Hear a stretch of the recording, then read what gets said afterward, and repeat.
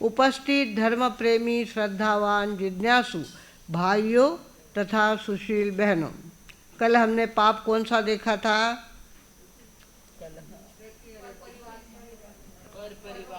पर परिवार।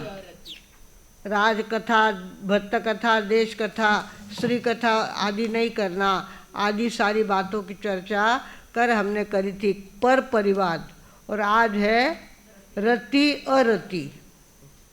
धर्म की बातें अच्छी नहीं लगती और संसार की बातें बहुत अच्छी लगती है।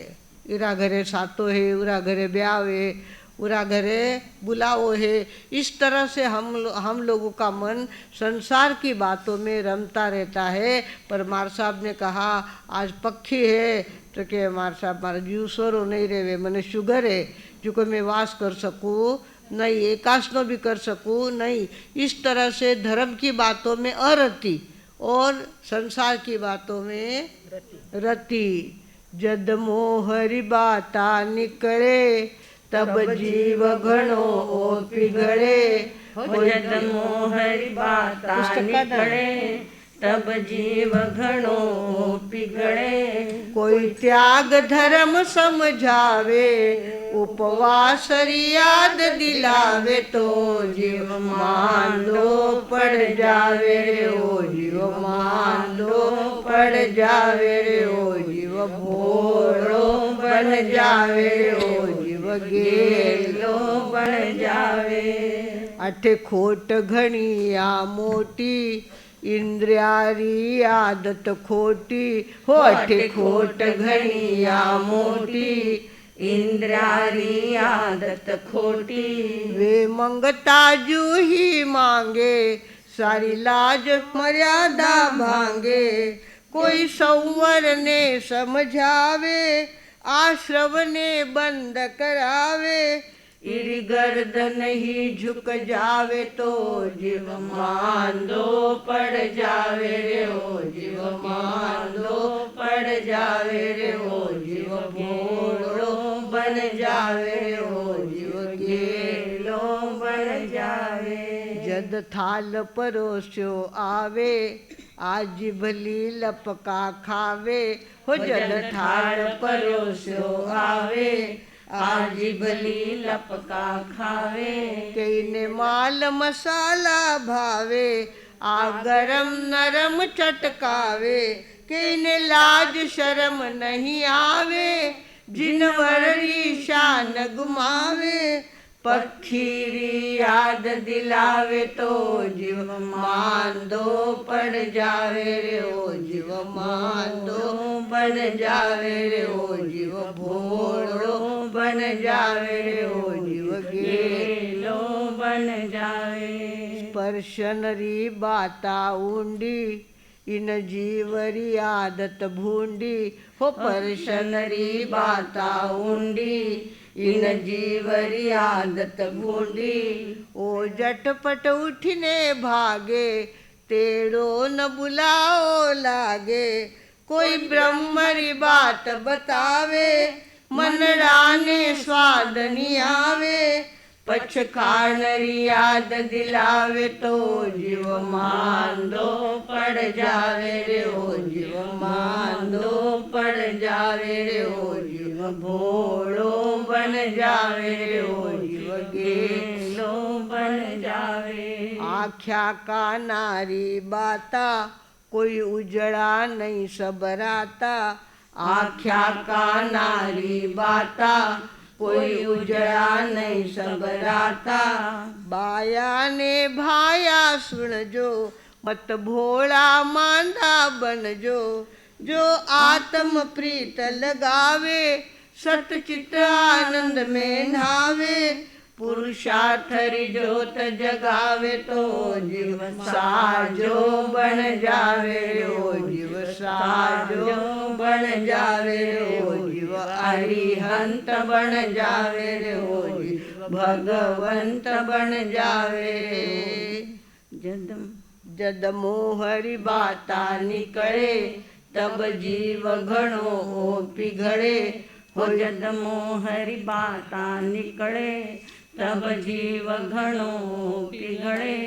कोई त्याग धर्म समझावे, पचखान याद दिलावे तो जीव मांदो पड़ जावे रे ओ जीव, मांदो पड़ जावे रे ओ जीव, भोलो बन जावे रे ओ जीव, गेलो बन जावे। ऐसा है हमारा संसार।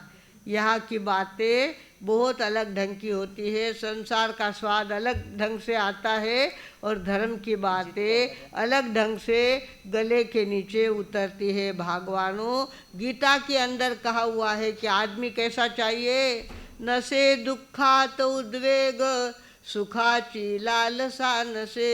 नसे दुखा तो उद्वेग, सुखाची लालसा नसे। न उल्लासे न संतापे, त्याची प्रज्ञा स्थिरावली। न उल्लासे न संतापे, त्याची प्रज्ञा स्थिरावली। आनंद के प्रसंग में बहुत ज़्यादा आनंदित नहीं हो जाना, हुरलित नहीं हो जाना, और दुख आ जाए तो एकदम से हाथ पैर ढीले होकर के मुँह उतार के नहीं बैठ जाना। न उल्लास है न संतापे। हमारे गुरुदेव ऐसे ही थे, ना उल्लास में आते थे ना संताप कभी करते थे।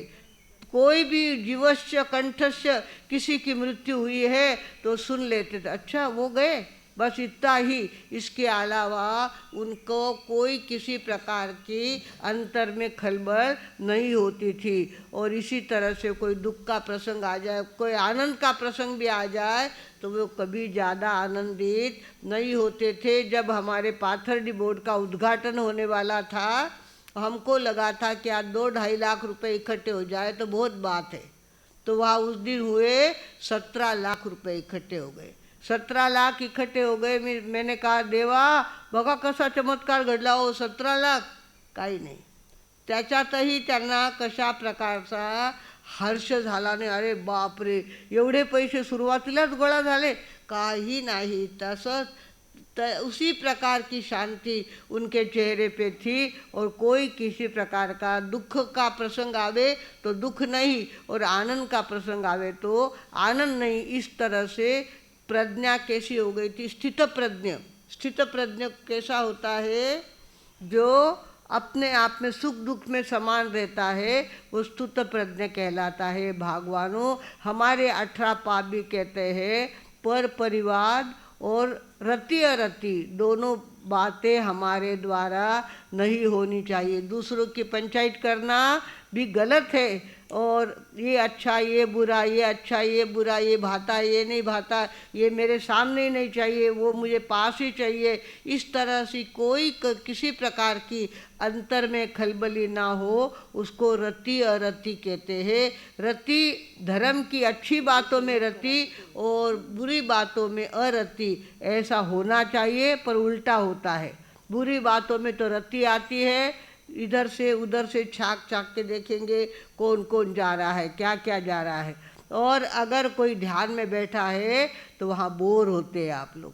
ध्यान की बातें बोर करती है और संसार की बातें आपका मन लगाती है। भगवानों, हमारे यहाँ रति अरति ये पाप बताया है। अच्छा बुरा हमारे शांति कौर जी मार साहब थे, जो थाली में आ गया वो खा लेना, खारा हो खट्टा हो तीखा हो कैसा भी हो, वो वापस प्रतिक्रिया देते नहीं थे। ये अच्छा है, ये मुझे नहीं भाता, ये मैं नहीं खाऊंगी, ऐसा कभी नहीं कहा। जिंदगी भर उन्होंने तप किया, जो परोस के दे दिया, थाली साफ करके बताई। कभी उन्होंने ऑब्जेक्शन नहीं लिया कि ये मुझे नहीं भाता, ये कड़क है, ये नरम है, ऐसा कुछ भी उन्होंने कहा नहीं। कहाँ से कौन कैसा तप करेगा ये पता चलता नहीं है। भगवानों, रति अरति नहीं रखना ये बहुत बड़ा तप है। मुझे भाता है मैं खाता हूँ, मुझे नहीं भाता नहीं खाता, ये तो सामान्य व्यक्ति के लक्षण है।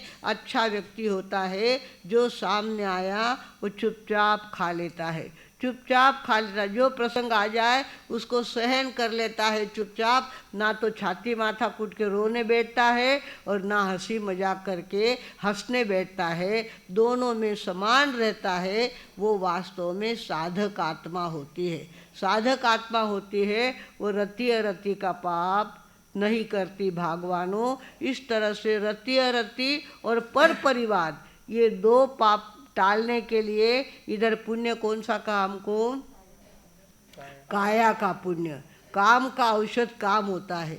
एक आदमी बैठे बैठे मन में अंदर इतने विचार कर लेता है, किसी की याद कर लेता है, किसी का रूप आकर्षित कर लेता है, कुछ भी करता है। और कुछ लोग होते हैं अपने आप को काम में जोड़ देते हैं, काम करने लग गए कि सारी बातें भूल जाती है। विषयांचे औषध विषय हाच आहे। तर इस तरह से आदमी को चाहिए कि काया का पुण्य कमाने के पीछे अगर वो लग जाए, काया अगर दूसरे काम में लग गई तो फालतू की बातें उसको याद नहीं आती। भागवानों वो लड़का अनाथ था, माता पिता उसको थे नहीं, और इतना रूप कुरूप था उसका कि कुरूपता को भी शर्म आए। इतना कुरूप था, इतना काला तवे जैसा कलर था, चपटी नाक थी और बड़े बड़े होठ थे। ऐसा लड़का था, उसके पास कोई देखने को भी पसंद, कोई उसको देखना भी कोई पसंद नहीं करता था। ऐसा वो अनाथ लड़का चारों तरफ घूमता और कोई उसकी तरफ ध्यान नहीं देता, किसी का उसके ऊपर प्रेम नहीं था। मामा उसके गांव में आए और मामा ने अपने भांजे की हालत देखी तो भांजे को कहाँ लेके गए? अपने घर लेके गए।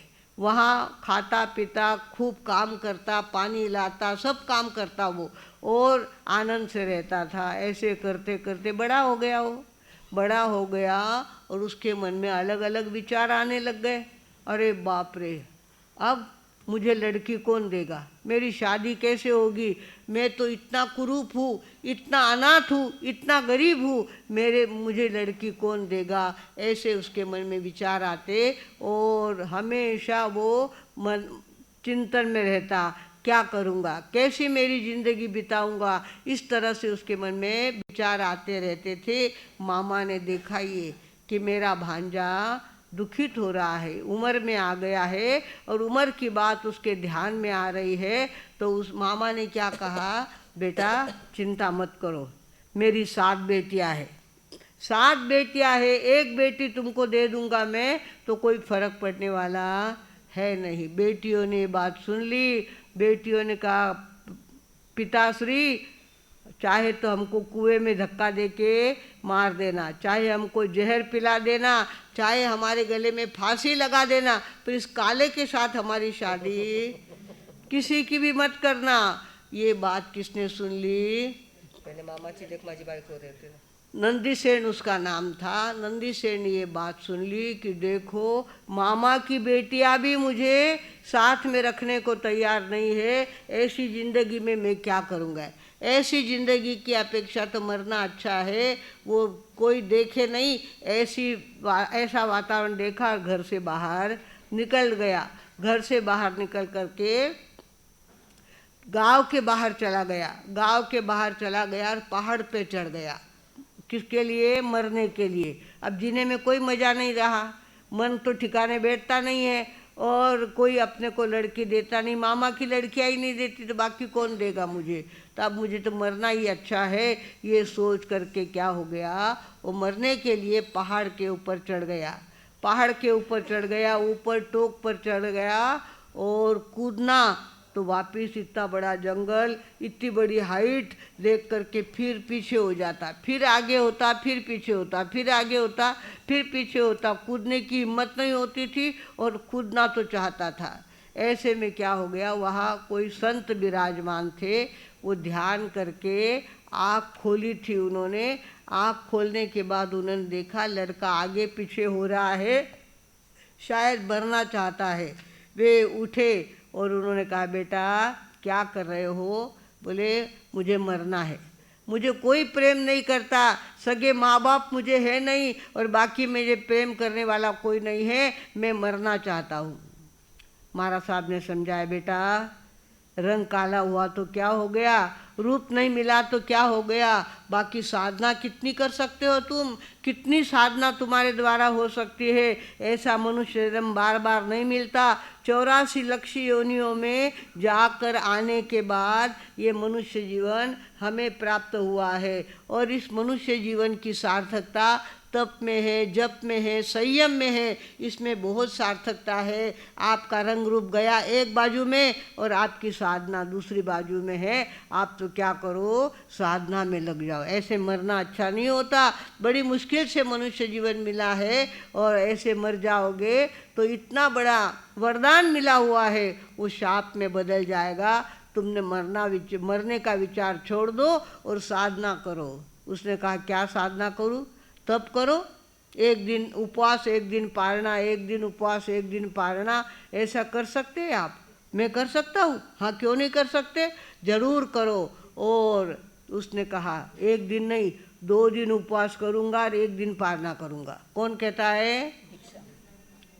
कौन सा, क्या नाम है उसका? नंदी सेन। नंदी सेन कहता है मैं 2 दिन उपवास करूंगा, एक दिन पारना करूंगा और पारने के अंदर भी दही, दूध, तेल, घी, शक्कर आदि कुछ नहीं लूँगा। रूखा सूखा आहार ले करके पालना करते रहूँगा। वो उसने मरने का नहीं तो मरा ही जा ही नहीं रहा था, उससे हिम्मत हो ही नहीं रही थी कूदने की। उसने सोचा अच्छा रास्ता मिल गया बीच का, तो अब 2 दिन उपवास करूँगा, एक दिन पालना करूँगा, 2 दिन उपवास करूँगा, एक दिन पालना करूँगा। ऐसे उसने क्या कर दिया, बेले बेले का तप चालू कर दिया। बेले बेले का तप चालू कर दिया। और वो क्या करता, पता चलता कि उस गांव में वो महाराज साहब बहुत बीमार है, तो वहाँ चला जाता, उनकी सेवा करता, उनकी उल्टी साफ करता, उनकी गंदगी साफ करता, सब कुछ काम करता और अपना मन काम में लगाता। जहाँ कहीं मालूम पड़े कि ये बीमार है, ये आसक्त है, इनके करने वाला कोई नहीं, तो वे वहाँ चले जाते और उनकी सेवा करते। एक तरफ तपस्या करना, दूसरी तरफ सेवा में मन लगाना। सेवा में मन लगाने के बाद उनका विचार कहाँ चला गया, लड़कियाँ उनके दिमाग में आई नहीं, लड़कियाँ उनके दिमाग से चली गई और वे सेवा में लगे रहे, सेवा करते रहे, सेवा करते रहे। और इतनी सेवा उन्होंने की है, एक से एक बढ़कर इतनी सेवा की कि उनकी चर्चा स्वर्ग में इंद्र ने करी। इंद्र ने कहा धरती पर ऐसा नंदी सेन नाम का तपस्वी है और वो एक तरफ तपस्या करता है, पारने में रूखा सूखा लेता है और तपस्या के दिन लोगों की इतनी सेवा करता है वो कि देखते ही बैठ जाओ। तो देवताओं में ईर्ष्या बहुत होती है। उन्होंने कहा धरती के आदमी की इतनी तारीफ इंद्र करे, ये शोभा नहीं देता, हम जा कर के देखेंगे सचमुच में ऐसा करता है क्या वो। और देवताओं ने रूप बदला। एक देवता बीमार पड़ गए और एक देवता समाचार पहुंचाने के लिए गए, अरे मूर्ख नंदी सेन, वह महाराज साहब कैसे बीमार पड़े, देखो उनको इतनी टट्टियाँ लग रही है, इतने अतिसार हो रहा है उनको, और तुम्हारा ध्यान नहीं उधर, जाओ उधर देखो उनको। जाके देखा तो लथपथ गंदगी से भरे हुए पड़े हुए देवता थे, उन्होंने रूप बदला था। तो चारों तरफ गंदगी पड़ी हुई थी। अब ये जैन साधु बने हुए थे, इनको तो कच्चे पानी में छूना नहीं। तो गए, गांव में गए और कहीं से उनको गर्म पानी मिला, वो गर्म पानी अपने पात्रे में लेके आया और सबको, महाराज साहब को पहले क्या किया, साफ किया, स्वच्छ किया, अच्छे कपड़े उनको पहनाए और उसके बाद उनको कहा कि आप यहाँ जंगल में आपकी दवा नहीं होगी, आपको तो गांव में चलना पड़ेगा। गांव के अंदर जहाँ स्थानक था वहाँ उनको लेके गया और वहाँ वो रास्ते में चलते थे तो उसके पैर आड़े टेढ़े पड़, पहले ऐसे तार रोड थोड़े थे, ऐसे रोड नहीं थे, गड्ढे होते थे, पैर बांका टेढ़ा पड़ जाता था तो चिल्लाते थे, ए अंधे जैसे क्या चल रहा है, मुझे धक्का लग रहा है, अच्छा नहीं लग रहा है, तू जरा अच्छी तरह से चल। इस तरह से डांटते रहते और ऊपर से गंदगी उनके पेट से निकलते रहती और उनके कंधे सारे खराब हो गए, कपड़े सारे खराब हो गए, इतनी बदबू, इतनी